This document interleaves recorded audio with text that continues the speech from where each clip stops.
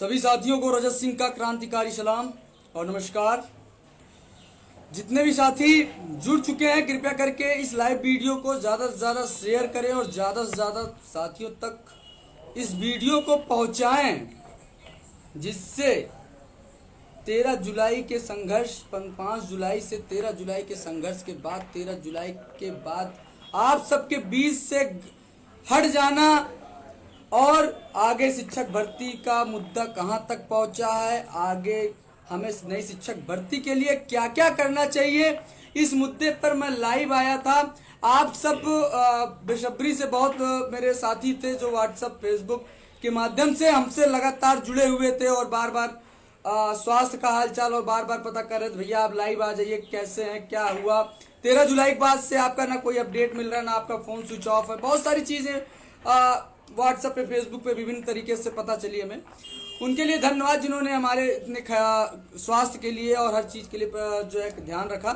लेकिन अब आते हैं कि 13 जुलाई के धरने के बाद ऐसी क्या घटना घटित हुई मेरे साथ कि मुझे आप सबके बीच से हटना पड़ा। पहली चीजें बता दे, 13 जुलाई का धरना था और हम सब शिक्षा मंत्री आवास घेराव में जो है पहुंचते हैं अपने सभी साथियों के साथ। आधे साथी हमारे शिक्षा मंत्री आवास के पास पहुंच जाते हैं, उतने में प्रशासन अपने रूप में आ जाता है और वो गेट बंद कर लेता है। हमारे आधे से ज्यादा साथी, आप लाइव वीडियो देखे होंगे, उस लाइव वीडियो में देखे होंगे कि प्रशासन गेट को बंद कर देते हैं, तो हम दौड़कर जाकर प्रशासन को हटा करके गेट को जबरदस्ती खुलवाकर अपने साथियों को शिक्षा मंत्री आवास के अंदर जबरदस्ती खींच कर लेके आते हैं ताकि धरना सफल हो सके। वहीं से प्रशासन के कुछ लोगों की नजरें हमारे ऊपर पड़ी और कुछ लोगों द्वारा यह हुआ कि इन्हें किसी तरीके से इनको उठा लिया जाएगा तो धरना ऑटोमेटिक स्थगित हो जाएगा। जब वहां से मैंने अपने साथियों को जबरदस्ती शिक्षा मंत्री आवास का गेट खोल करके अपने धरने में संघर्षशील साथियों को अंदर किया गेट के अंदर, उसके बाद वहां के सच्चों द्वारा मुझे गाली दिया गया, जो आप सबको तक पहुंचा होगा, जो सोशल मीडिया में पहुंचा होगा। तो सच्चों ने धमकी दिया,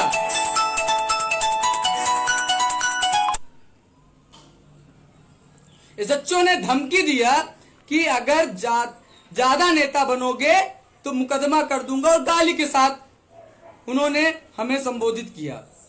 जब मैं तब भी नहीं हटा, तब भी नहीं डरा, उन्होंने साथियों को डराने धमकाने के लिए दिया, सबको जबरदस्ती मारने के लिए अग्रसर हुए। बहुत सारे साथियों को उन्होंने मारा और हमें पुलिस द्वारा सभी साथियों के सामने पुलिस बल द्वारा मारा गया और जबरदस्ती मुझे गाड़ियों पर एक बेदर्दी की तरह उठाकर फेंका गया, जहां पे मुझे चोटिल होना पड़ा। वहां से मुझे प्रशासन एक थाने पे लेके जाती है और थाने पे ले जाकर इतना व्यक्तिगत टॉर्चर, मानसिक टॉर्चर किया गया, मुझे इतना मानसिक टॉर्चर किया गया कि आप सबको मैं क्या बताऊं। मेरे साथ मेरे अनुज साथी था और मैं था, दोनों लोग को ले जाकर पुलिस लाइन में, कि पुलिस लाइन है कि क्या था, वो कौन सा थाना था, वहां ले जाकर हम सबको मानसिक टॉर्चर किया गया और बोला गया अगर ज्यादा नेता बनोगे तो तुम्हारे ऊपर मुकदमा लिख देंगे, ये कर देंगे, वो कर देंगे। तब भी हम सब नहीं डरे। लेकिन दुख हमें तब होता है कि जब इतने साथियों के बीच में हम सबको मारा गया, पीटा गया और जबरदस्ती पुलिस प्रशासन गाड़ी के अंदर भर करके हमको सबको ले जाती है। ले जाने के बाद फर्जी मुकदमा के लिए कहते हैं, आपने देखा होगा कि जो योगी जी, माननीय मुख्यमंत्री, प्रदेश के मुख्यमंत्री जी, आप सबके सामने जब ट्वीट करके बोल देते हैं अगर कोई नेता बना या किसी ने ज्यादा युवाओं को गुमराह करने की हो सकती है, उसकी प्रॉपर्टी बंद कर देंगे, जब्त कर लेंगे। तो उसी प्रकार प्रशासन उसी तर्ज पे काम कर रही है और सारे जो भी युवा वर्ग होंगे, जो भी नेता अगर अपने युवाओं की आवाज उठा रहे विरुद्ध शिक्षक भर्ती की मुद्दा उठाते हैं, उनको प्रशासन द्वारा दबा दिया जाता है। वहां से हमको जब शाम को छोड़ नहीं रहे थे, बहुत सारे साथियों का फोन आया, बड़े बड़े लोगों का फोन आया, मेरे बहुत सारे साथियों ने ट्विटर पर ट्रेंड कराया। वहां पर प्रशासन दबाव में आया, लेकिन बार बार कहता था अगर मैं तुमको छोड़ दूंगा तो तुम जाके फिर धरना करोगे, फिर शिक्षा मंत्री आवास के घेराव करोगे, मैं तुमको अभी नहीं छोड़ूंगा। उसने मुझे देर में छोड़ा और वहां से आने के बाद जब मुझे तब दुख हुआ जब मेरे पास फोन आया, बोला गया जब उन्हें विपक्षी पार्टियों ने जो गाली वाला वीडियो था, उस गाली वाले वीडियो में जब उस एसएचओ और प्रशासन को कटघरे में लिया गया, तो एसएचओ द्वारा, पुलिस प्रशासन द्वारा मुझे दबाव बनाया गया कि पुलिस प्रशासन के फेवर में एक वीडियो बनाओ और बताओ ऐसी कोई घटना नहीं हुई थी और ऐसा कुछ कार्य नहीं हुआ था और आपको कोई गाली नहीं दी गई। अगर नहीं दोगे, तुम लखनऊ में जहां भी रहोगे तुमको उठा लिया जाएगा। मैं वहां से इसलिए हटा, अगर मैं आप सबके साथियों के बीच में अगर प्रशासन दबाव में आकर मुझसे बयान जारी करा देती तो विपक्षी पार्टी भी मुद्दे को नहीं उठाती और मेरे डीएलएड साथी भी निराश हो जाते, क्योंकि मुझे दबाव, आंतरिक रूप से दबाव बनाया जा रहा था। लगातार फोन आया जा रहा था, इसलिए मैंने वहां से फोन स्विच ऑफ किया और मैं लखनऊ से इलाहाबाद चला आया, क्योंकि मैं लाखों साथियों के भविष्य के साथ और लाखों साथियों की मैं बेरोजगारी को देखते हुए मैं नहीं चाहता था कि मैं भले मुसीबत में पड़ जाऊंगा, भले मेरे खिलाफ नोटिस जारी कर देगा प्रशासन, लेकिन मैं अपने साथियों के लिए बयान नहीं दूंगा, मैं नहीं उपस्थित उनके फेवर में दूंगा। मैं वहां से हट गया। मैंने कहा मुकदमा हो जाए ठीक है, लेकिन मैं अपने साथियों के जो प्रशासन के फेवर में नहीं दूंगा। उन्होंने बेरोजगारी और हर बेरोजगारों को गाली दिया है, मारा है, पीटा है। उसी के साथ मैं लखनऊ से इलाहाबाद आया। इलाहाबाद आने के बाद मैं कोविड पॉजिटिव हो चुका था। मेरा स्वास्थ्य आप सबको पता ही था कि बहुत ही ज्यादा खराब था। जांच हुई जिसमें मैं कोविड पॉजिटिव पाया गया और मेरे बहुत सारे साथी जो मुझसे मिले हुए थे, चाहे आकाश शुक्ला जी हो, चाहे रोहित तिवारी जी हो, चाहे अभिषेक हो, चाहे मनीष हो, चाहे रमाकांत हो, चाहे रमन हो, चाहे नमन हो, चाहे मंगल हो, जितने भी साथी कन्नौज के हो, चाहे इलाहाबाद के हो, जितने भी साथी मेरे टच में थे, सब बीमार हो चुके थे, सब अत्यधिक बीमार हुए थे। किसी के पास इतना संघर्ष करने की क्षमता नहीं थी कि आगे का धरना हो, और उधर मेरे ऊपर प्रशासन के ऊपर दबाव था अत्यधिक, जिसे मुझे भी लगा कि अगर इस टाइम मैं अगर आगे आता हूं तो मुझे किसी न किसी कारण फर्जी तरीकों में फंसा करके मुझे शांत करा दिया जाएगा और ये जो शिक्षक भर्ती का धरना है उसको ये सब किसी न किसी तरीके से रोक देंगे। इसलिए मैं शांत होकर बैठ गया। अब आपसे बताना चाहता हूं कि ये मुद्दा था, बहुत सारे साथी हमारे पूछ रहे थे कि आपका 13 जुलाई के कारण ऐसा क्या घटना घटित हुई जो है कि रजत भाई आप शांत हो गए, ऐसा क्या हुआ कि सोशल मीडिया हर जगह गायब हो गए। तो आपको मैं बता देना चाहता हूं, प्रदेश सरकार द्वारा हो या प्रशासन, ये सारे नेतृत्वकर्ताओं को दबाना चाहती है, उनकी आवाज को दबाना चाहती है। इसलिए मुझे मजबूरन आप सबके बीच से हटना पड़ा। लेकिन ये रजत सिंह वादा करता है कि बिना नई शिक्षक भर्ती के एक सफल रणनीति के लिए मैं काम करता हूं। जिस प्रकार 5 जुलाई से 13 जुलाई का धरना दिया में या विपक्षी पार्टियों में जिस प्रकार से धरना हुआ और हम बेरोजगारों की आवाज सरकार तक पहुंची, उसी प्रकार मैं आगे जब तक मैं अपनी रणनीति पर एक बार फिर मजबूती के साथ तैयारी नहीं बना लूंगा, तब तक मैं अगली रणनीति के साथ धरना को करने में असमर्थ रहूंगा। बाकी मुझसे पहले जो भी साथी धरना देगा, चाहे जो साथी, चाहे बीटीसी, कोई भी साथी धरना देगा, डीएलएड जो भी मेरे साथी धरना देंगे, मेरा उसमें पूर्ण समर्थन है। लेकिन मैं धरना दूंगा अपने रणनीति के तहत, क्योंकि ये प्रदेश सरकार को नतमस्तक करना, इनसे मांग पूरी कराना कोई छोटी चीज नहीं है। एक धरना, 2 धरने से कुछ नहीं होने वाला। अब अगली जो मैं रणनीति के साथ आऊंगा, आंदोलन के साथ आऊंगा, इस प्रदेश सरकार तक पहुंचाकर आगामी चुनाव अगर होगा तो डीएलएड के लिए एक बड़ी भर्ती के साथ होगा। नहीं, प्रदेश सरकार अपने वादे, जो झूठे वादे, जो 6.5 लाख करोड़, 1.5 करोड़, 1.25 करोड़ का ढिंढोरा पीट रही है रोजगार का, जिसकी मैं एक एक सच्चाई खोलने के लिए हम काम करेंगे। लेकिन मैं निवेदन करता हूं उन सभी साथियों से जितने लोग मेरे साथ लाइव में जुड़े हैं और जिन लोगों तक ये वीडियो नहीं पहुंची, उनको तक पहुंचाओ और बताओ कि सरकार से लड़ना कोई छोटी चीज नहीं है। सरकार तक हमको अपना आवाज पहुंचाना है और इस अगर सरकार भर्ती को देना है, चुनाव लड़ना है, तो बिना भर्ती दिए सरकार को चुनाव नहीं लड़ने दिया जाएगा। नहीं तो यही 10 लाख प्रशिक्षित आगामी चुनाव में हार का कारण बनेगा। मैं इस मंच के माध्यम से उत्तर प्रदेश सरकार को बताना चाहता हूं, अगर उत्तर प्रदेश सरकार अक्टूबर तक अगर इस चीज के विज्ञापन नहीं जारी करती, हम सबका संघर्ष बहुत जल्द शुरू होगा। हमारी रणनीति है कि हम आंदोलन के लिए बात दोगे, धरने से तो मुझे कुछ नहीं लगता कि होगा, क्योंकि मैं देख चुका हूं हर स्तर से अपने भाइयों के लिए लड़ा, अंतिम तक लड़ा, सरकार तक बात हुई, मैंने हर स्तर से प्रयास किया, ज्ञापन प्रणाली और जिले में सांसद, विधायक, डीएम सबको ज्ञापन दिया है, पोस्टरबाजी, हर जिले में पोस्टर चिपकाया गया, काला दिवस मनाया गया प्रदेश में, ट्विटर अभियान चलाया गया, विधानसभा का घेराव किया गया, एससीईआरटी का घेराव किया गया, शिक्षा मंत्री का आवास घेराव किया गया, लेकिन हल हम सबके पास शून्य है। क्यों शून्य है? क्योंकि इस समय प्रदेश सरकार हम सबकी एकता अखंडता को नहीं पहचान रही है। कहीं ना कहीं हम सबकी संख्या, हम सबकी आवाज ही सरकार को मजबूर नहीं कर पा रही है। यही संख्या है जो 10 लाख लोग आज प्रशिक्षित नई शिक्षक भर्ती का इंतजार कर रहे हैं। अगर इसमें से 10% या हम कह रहे 5% लोग अगर लखनऊ की धरती पर संघर्ष करने के लिए, आंदोलन के लिए अब बाध्य हो, मैं आपको वादा करता हूं कि इस समय मैं प्रदेश सरकार से 1 महीने के अंदर विज्ञापन जारी कराने के लिए प्रयासरत रहूंगा। लेकिन इसमें कहीं ना कहीं आप सबका भी सहयोग और साथ चाहिए। हम सब भी चाहते हैं कि भर्ती आए, मेरे साथियों को नौकरी मिले, लेकिन सरकार सुनते हुए भी मीडिया हो, सबके माध्यम से हमने उनको अवगत कराया, लेकिन ये सरकार हम सबकी एकता को क्यों नहीं पहचान रही? कहीं ना कहीं हमारे आप में कमियां हैं। हम सब ट्विटर और फेसबुक के माध्यम से सरकार को हराने और जिताने का काम करते हैं। जिस दिन हम सब जमीन पे उतर कर सरकार से सवाल करेंगे, आप हमें रोजगार नहीं देंगे तो हम आपको वोट नहीं देंगे, हम अपने वोट से चोट करेंगे।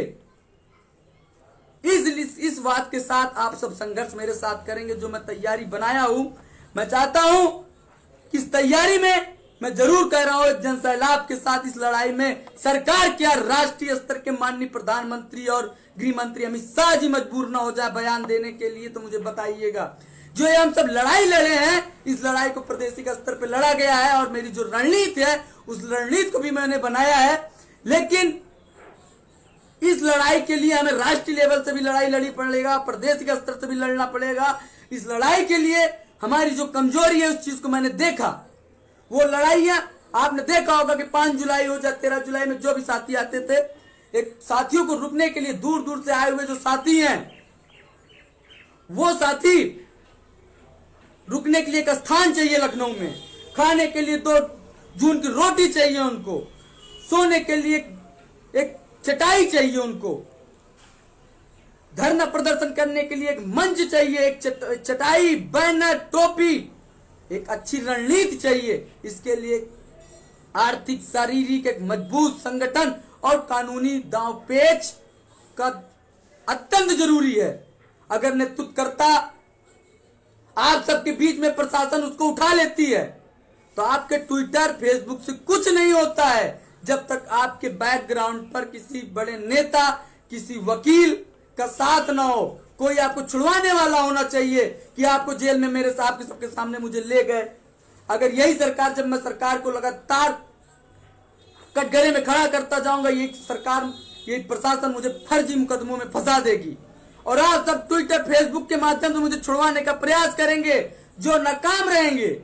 हम सबके पीछे, नेतृत्वकर्ता के पीछे एक मजबूत कानूनी दबाव होने चाहिए। आपके पास वकील या एक अच्छे नेताओं, अधिकारियों से पकड़ होनी चाहिए जो आपको छुड़वाने के लिए मददगार हो।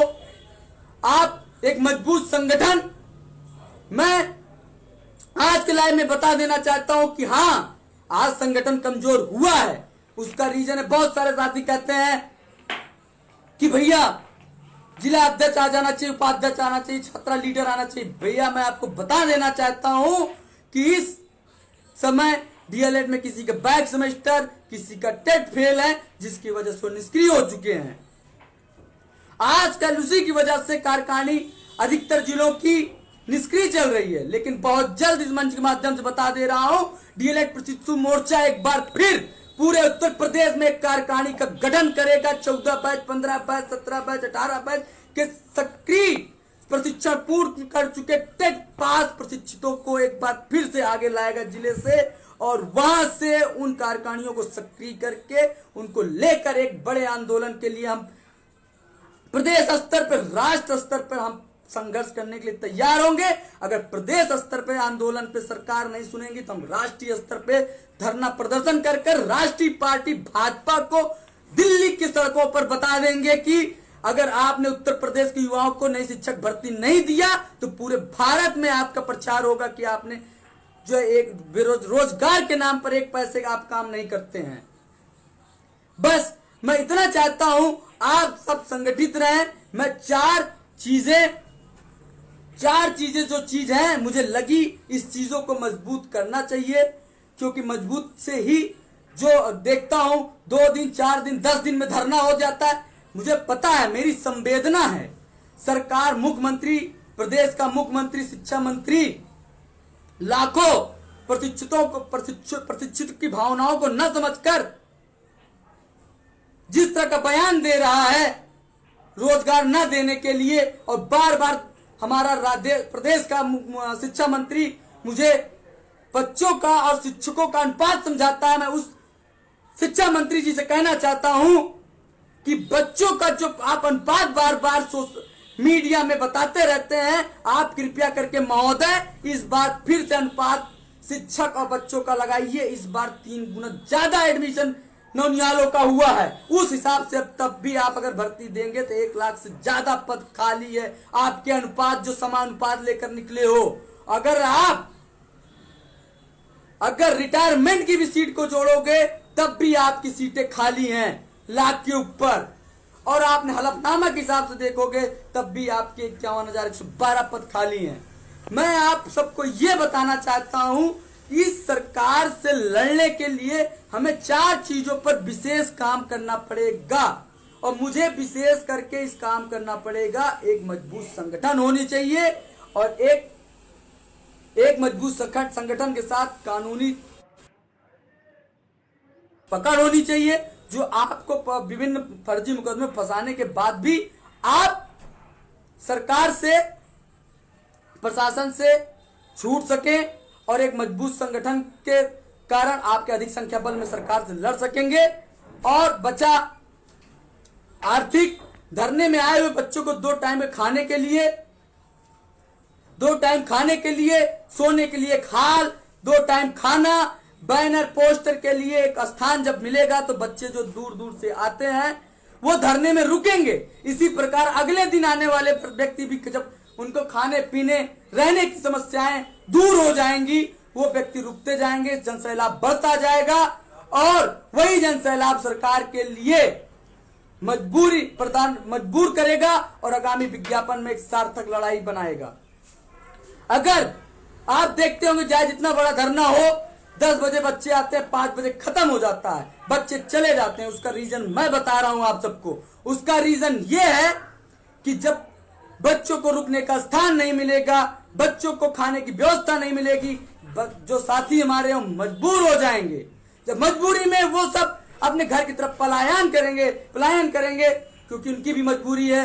मैं भी, जब मैंने 5 तारीख को धरना किया, मैंने लखनऊ में 2 हाल लिया। 2 हाल लेने के बाद जो साथी थे उनको मैंने रुकवाने के बाद उनके खाने पीने की व्यवस्था किया।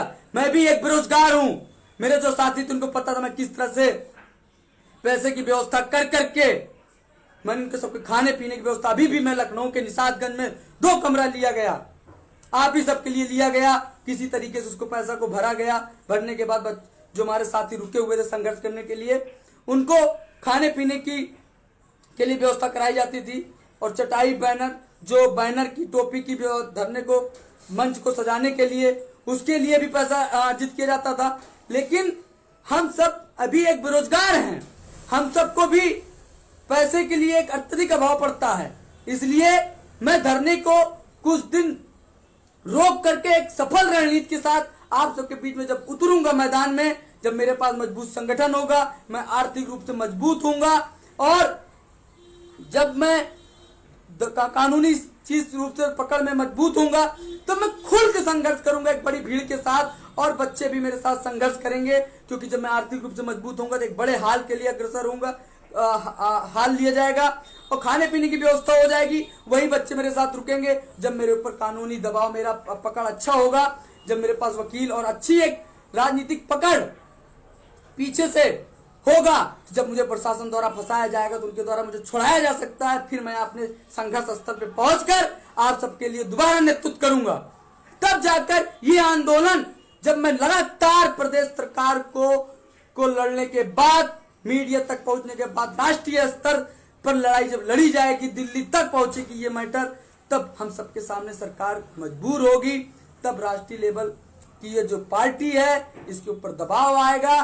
तब आप देखिएगा कैसे शिक्षा मंत्री का बयान पलटता है, तब देखिएगा ये हमारे माननीय मुख्यमंत्री महोदय जी का बयान कैसे पलटता है, यही विभाग का देखिएगा कैसे बयान पलटता है। इन सारे लोगों का बयान ऑटोमेटिक पलट जाएगा, क्योंकि जब राष्ट्रीय लेवल पे इनकी किरकिरी होगी, जब प्रदेश स्तर पे इनकी किरकिरी, क्योंकि प्रदेश स्तर की जो लड़ाई है ये अपने इस धरने प्रदर्शन को ये दबा देते हैं, बच्चे भूल जाते हैं, नेतृत्वकर्ता के ऊपर फर्जी मुकदमा कर देते हैं, जिसकी वजह से नेतृत्वकर्ता शांत होकर एक धरना, दो धरना, 5 धरने के बाद शांत हो जाता है। फिर ये स्थितियां वैसे हो जाती है, ये रोजगार के मामले में पीछे हो जाते हैं। बस मेरा उद्देश्य है इस धरने को प्रादेशिक स्तर, राष्ट्रीय स्तर पर ले जाएंगे और धरने को, आंदोलन को तब्दील करने के लिए, सफल बनाने के लिए हमको आपको एक मजबूत संगठन, मोर्चा बहुत जल्द हर जिले में कार्यकारिणी गठित करेगा। हर जिले के जो सक्रिय लीडर हैं उनसे आवेदन मांगेगा और उनको वहां से नियुक्त करके एक मजबूत कार्यकारिणी गठित करके एक बार फिर लखनऊ की सड़कों से दिल्ली की सड़कों तक हम प्रस्थान करेंगे और भाजपा सरकार, प्रदेश सरकार और माननीय मुख्यमंत्री जी को बता देंगे कि आपको उत्तर प्रदेश में शिक्षक भर्ती के मामले पे आपको टिप्पणी या भर्ती देनी ही देनी होगी। और चुनाव आ रहा है और सरकार, प्रदेश सरकार और राष्ट्रीय पार्टी भाजपा कतई भी थोड़ी सी भी चूक नहीं लेगी ये पार्टी कि सरकार भाजपा की किरकिरी हो और जो है आगामी 2022 के चुनाव में इन्हें हार का सामना करना पड़े। और बस इसी के लिए मैं लाइव आया था कि देखिए जो भी साथी मेरे डीएलएड परिवार, बीटीसी परिवार, जो भी साथी धरना देगा, मेरा फुल समर्थन है, फुल साथ है, मैं हर धरने में पहुंचूंगा। लेकिन मेरी लड़ाई जब होगी तो मैं अपनी लड़ाई को मैं अपने स्तर से लड़ना चाहता हूं, क्योंकि लड़ाई, अगर एक उदाहरण दिया जा चाहता हूं, नेतृत्वकर्ता का मतलब होता है आने वाले हर मुसीबत और मुसीबतों से अपने साथियों को बचाना, उसे नेतृत्व देता है। मैं उस धरने में पहुंच जाता हूं, लेकिन जो हमारे साथी हैं वो साथी 1000 रुपए लखनऊ पहुंचने में 1000 रुपए, 500 रुपए खर्चा होता है। अगर इसी तरह वो हर दूसरे तीसरे दिन धरने में पहुंचता रहा, एक समय आएगा वो हमारा साथ छोड़ देगा, क्योंकि उसके पास पैसे का स्रोत नहीं है। जब उसके पास पैसे की स्रोत नहीं रहेगी तो धरने में बार बार कैसे जाएगा। मैं कहता हूं आंदोलन करो, धरना बंद करो, प्रदेश सरकार को चेताओ और माननीय प्रधानमंत्री को चेताओ और बताओ उत्तर प्रदेश सरकार में रोजगार के मामले में माननीय योगी जी जो 6.5 लाख, 7 लाख, 8 लाख चिल्ला रहे हैं और शिक्षा मंत्री जो है बताते हैं कि रोजगार के मामले में हम सबसे ज्यादा रोजगार दिए हैं, इनकी आंखों में जो काली पट्टी बंदी उसको खोलने का काम करना पड़ेगा। लेकिन धरना नहीं, अब आंदोलन चलेगा, बच्चों को रोकना पड़ेगा, क्योंकि बच्चा जो साथी हमारा है वो घर से निकलने के बाद जब लखनऊ की सड़कों पे पहुंचता है, एक दिन आने के बाद दूसरे दिन लौट जाता है। क्यों लौट जाता है? उसकी कमियों को सोचो, उनकी कमियों को सोचो कि कमी क्या, उस कमी को पूरा करो। अपनी कमी, हमारी कमी एक मजबूत संगठन को हमने नहीं संचालित कर पाया, हर जो फेल है उनको हटा करेंगे, नए लोग को दो, जो टेट पास है, जो आगामी प्रशिक्षित भर्ती के लिए अग्रसर है उसको बनाओ, जो बैक सेमेस्टर उनको हटाकर नए लोग को लाए। जब वो कार्यकारिणी सक्रिय होगी, अपने जिले के लोगों को जोड़ेगा, भर्ती में आएगा। इसलिए मैं मजबूत संगठन, आर्थिक रूप से मजबूत और कानूनी दबपेच में मजबूत होने के बाद कुछ समय पश्चात मैं उतरूंगा लखनऊ की सड़कों पे, और उतरने के बाद ये रजत सिंह वादा करता है ये आंदोलन राष्ट्रीय लेवल तक लड़ा जाएगा, और तब तक लड़ा जाएगा जब तक उत्तर प्रदेश सरकार भर्ती का विज्ञापन नहीं देगी, तब तक लड़ा जाएगा और झंडा दिल्ली की सड़कों पर फहराया जाएगा।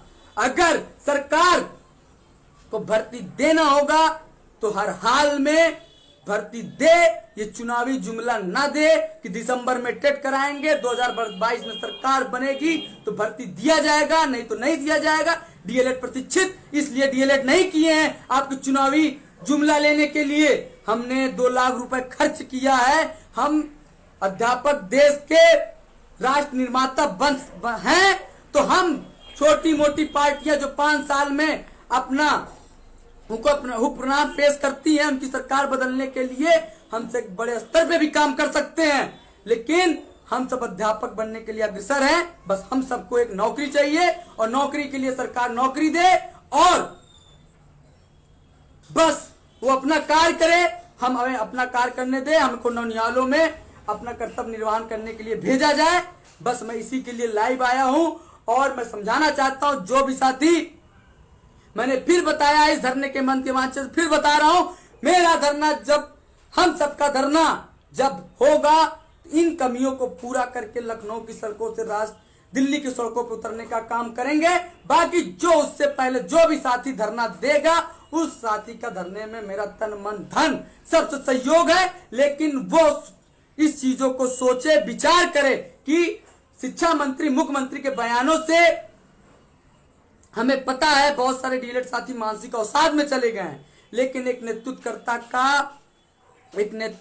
का फर्ज होता है कि इस समय जब साथी एकदम डिस्टर्ब हो, मानसिक आहत हो, तो वहां पर उचित सोच उचित रणनीति के साथ संघर्ष में उतरा जाता है।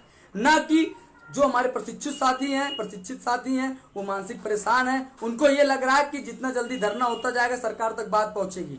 लेकिन मेरा मानना है कि हम धरना इतने बड़े बड़े कर चुके हैं, लेकिन सरकार जानते हुए भी ध्यान नहीं दे रही है, बार बार जवाब दे रही है। तो हमें उचित सुधार और उचित रणनीति के साथ हमें उतरना पड़ेगा मैदान में। इस तरह हम जल्दबाजी में अगस्त 2 दिन 4 दिन 5 दिन में धरना करते रहेंगे तो एक समय जो प्रशिक्षित साथी दूर दूर से आते हैं, उनके पास पैसे के स्रोत नहीं है, वो एक धरने को अटेंड करेंगे, दूसरे धरने में नहीं आ पाएंगे। इसी तरीके से आप बच्चों के अंदर निरस्ता आती चली जाएगी कि धरने का कोई सार्थक हल नहीं हो रहा है और हम सबको अब धरने से कुछ नहीं होगा। इसी प्रकार वो सब निष्क्रिय होकर किसी न किसी विभाग में जाने के लिए तैयारी करने लग जाएंगे। तो बस इस चीज को हर साथी को ध्यान देना होगा कि धरने की डेट जाए जो घोषित करे, मेरे सब पे सब समर्थन है, लेकिन एक नेतृत्वकर्ता की अहमियत से रणनीति बनाए।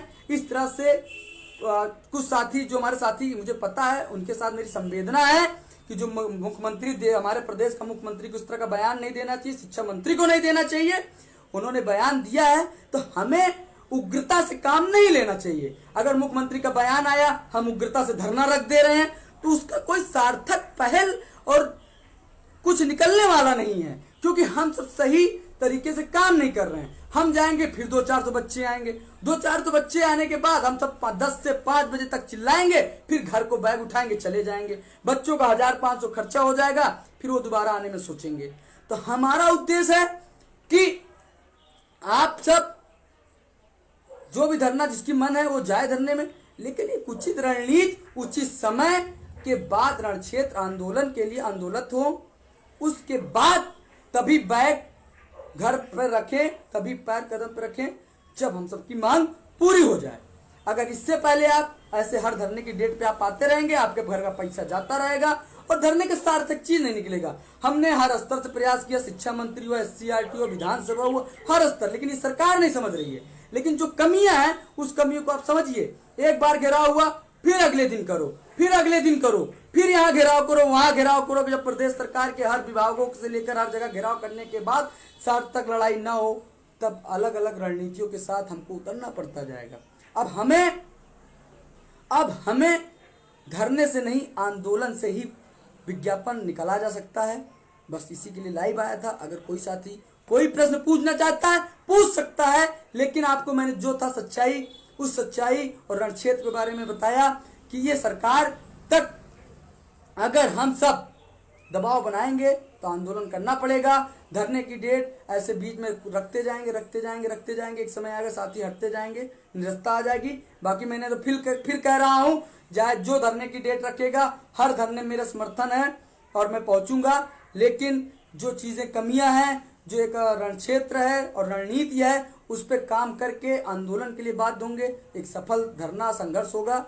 बस यही उद्देश्य था। मैं आऊंगा, इन 4 जो तैयारी थी, ये जो आंदोलन को सफल बनाने की जो 4 सूत्र थे, जो 4 तैयारी थी, इस तैयारी के कुछ समय पश्चात में एक जोरदार धरने के आंदोलन के लिए आह्वान के साथ घर से लखनऊ की धरती पे प्रस्थान करूंगा और बिना विज्ञापन लिए नहीं आऊंगा। आपको पता है कि मुंह से निकली हुई मेरी वाणी मरते दम तक चलती रहती है। जिस प्रकार से मैंने लखनऊ से इलाहाबाद की सरजमी से निकलने से पहले, लखनऊ की धरती पहुंचने से पहले मैंने कहा था कि 5 तारीख की धरना, मैं जब लखनऊ जा रहा हूं तो निर्णायक लड़ाई लड़ के आऊंगा। तो 5 तारीख से 13 तारीख के बीच में मैंने जितना हो सका निर्णायक लड़ाई लड़ी। अब मैं अगली लड़ाई जब लड़ूंगा तो विज्ञापन निकलवाने के साथ ही पूरा मेरा प्रयास और पूरा संघर्ष रहेगा कि वो आंदोलन एक बड़े संघर्ष से प्रदेश सरकार को ऐतिहासिक चीज और डीएलएड के जवानों के बारे में हमेशा याद रहेगा कि हाँ, डीएलएड के जो साथी हैं बहुत ही संघर्षशील हैं, ये सरकार बना और गिरा सकते हैं और सरकार उत्तर आगामी चुनाव में अहम भूमिका भी निभाएंगे और विभिन्न पार्टी से लेकर मौजूदा सरकार भी डीएलएड की तरफ ध्यान देगी और हमारा ये जो परिवार है रोजगार युक्त होता रहे। यही के साथ मैं अपनी वाणी को विराम करता हूं और मैं बस निवेदन करता हूं इस लाइव सेशन को, इस लाइव वीडियो को आप अन्य साथियों तक पहुंचाएं। जितने भी यूट्यूबर हैं, जितने भी यूट्यूब चैनल हैं, कृपया करके अपने यूट्यूब पे अपलोड करें और वहां पर साफ साफ लिख दें जो है रजत सिंह द्वारा नई शिक्षक भर्ती की जो रणनीति थी, इस रणनीति को आप ज्यादा से ज्यादा पहुंचाइए। हमारा उद्देश्य है इस रणनीति पर आंदोलन के लिए काम करना होगा, नहीं तो हर दूसरे तीसरे दिन धरना होगा, हम सब निकलेंगे, कुछ सार्थक लड़ाई नहीं होगी। अब आंदोलन के लिए हम निकलेंगे। आंदोलन का मतलब आप समझते ही हैं कि घर से निकला हुआ कदम। आंदोलन तब तक चलता है जब तक आपका मांग नहीं पूरा होता है। बस इसी के साथ धन्यवाद।